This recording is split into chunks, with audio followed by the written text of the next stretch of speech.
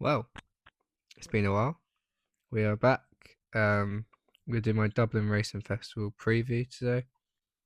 Apologies for the uploads. I know it's bad. I've not uploaded since the Jukebox Man 1, which I was going mental for. I was at Kempton. It's a great experience. Definitely something I won't forget. But onto my fancies for this weekend, if it goes ahead. Hopefully it goes ahead. I'm recording this on the Friday night. So hopefully it goes ahead. If not, I've got a day off Monday, so we will be sitting at home all day. First race I'm punting on is the Irish Arkle. It's very disappointing that Kopek de Boers didn't make it to this, but the ground looks like it's going to come up heavy, so it'll be a true test of stamina, but also like grit. And I think at the prices, I'm willing to take Romeo Coolio on. I don't know if he's a 2 miler, to be honest with you. I think he needs further. I think everyone thinks he needs further, but he just got past Irish Panther, I believe, on Boxing Day. And he didn't convince me that he's an Irish Arkle horse or even an Arkle horse at Cheltenham.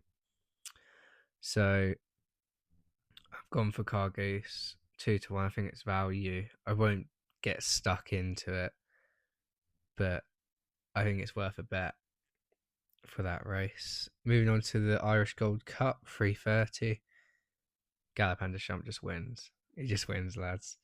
It's going to be history. Hopefully, I'm looking forward to it. I think races like this aren't money like incentive.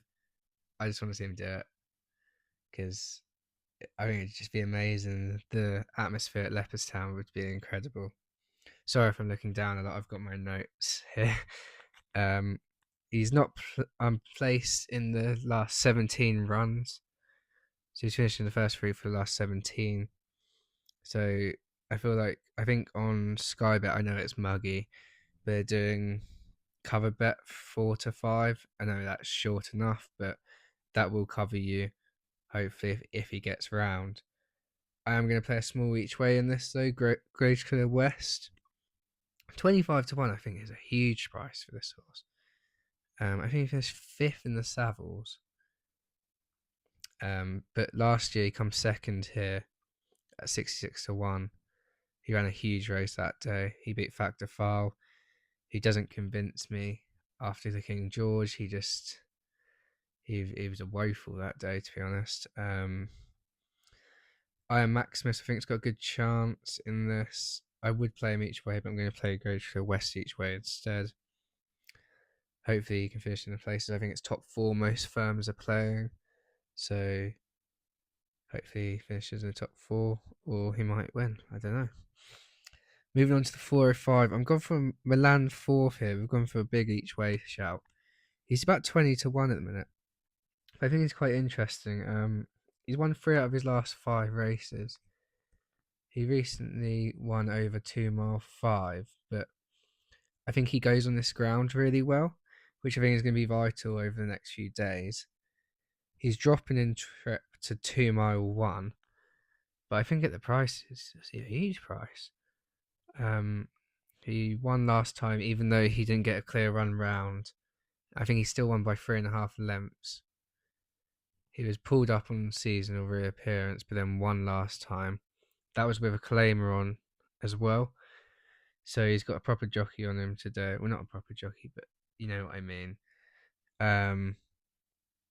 So I think he's got a good chance. So 20-1. I'm going to play him each way. I think it's top 4 or 5. Most places are playing. So hopefully he can run a huge race. This race I'm going to be punting on day 2 is the 140. I like the Reverend. 8-1. Harry Cobden comes over for the ride. I think he won quite well on debut. I actually backed him at 20s, I believe, for a race at Cheltenham. Which race? I can't remember on memory, but I will try and find out and put in the comments. I think he won really well. His jumping does need to improve to step up to this Grade 1 company. If it does improve, then he will have a huge chance. Paul is on a different horse in this race. I can't remember the name of it. I do apologise. But I think if he jumps better, he'll definitely be in the top 3. I think 8-1's a big price for him. The 210, I'm going to play Marine National. He's about 2-1. I don't really see how Marsh was the favourite. He can't jump, lads. Let's be honest. He can't jump. If he jumps, he wins, but he can't jump. So I'm with Marine National. I'm a bit concerned about the ground of him, so I wouldn't be getting stuck into him too much. But I'd have a little bit on because he made a mistake on season reappearance. Really bad mistake. He lost about 10 lengths, and he only lost by half a length by Solness, who's coming here to win this for the third time in a row, I believe. But I think he's got a good chance, and he should win if the ground isn't too deep for him. And then my last pick of the Dublin Racing Festival is going to be Lossiemouth in the 320. I actually backed Brighter Days Ahead last time out on reappearance when they both met, and to be honest, I think Brighter Days Ahead will improve from that run. Lossie, is she a 2-miler? Is she going champion hurdle? I don't think so, but I think she will win this. I think she'll win this and still show up at the mares. Mullins, he always puts his horses where he thinks they will win. If he doesn't think she'll win the champion hurdle, she won't go. She'll go to the mares, and she's only got Woodhoo to beat in that, who she's already beat. So I think Lossie wins this, goes mares, wins that, then she'll probably go to Aintree again. But yeah, I think Lossie 6-5. I think it's short enough. I think Brighter Days Ahead will make it a race. But I think the interesting one here is Cashadel Lad. I think he will go off like a house on fire. I think they'll try and do what they've done to State Man. I think it was last year. But Willie's got a lot of runners in here. He's got El Fabiolo. He's got Amsterdam, who's been quite disappointing this year. He's been very keen in his races. Harry Cobden's on that as well. So I think that's quite interesting. But I think Lossiemouth takes all the beating. I hope you have a good day's punting if you go.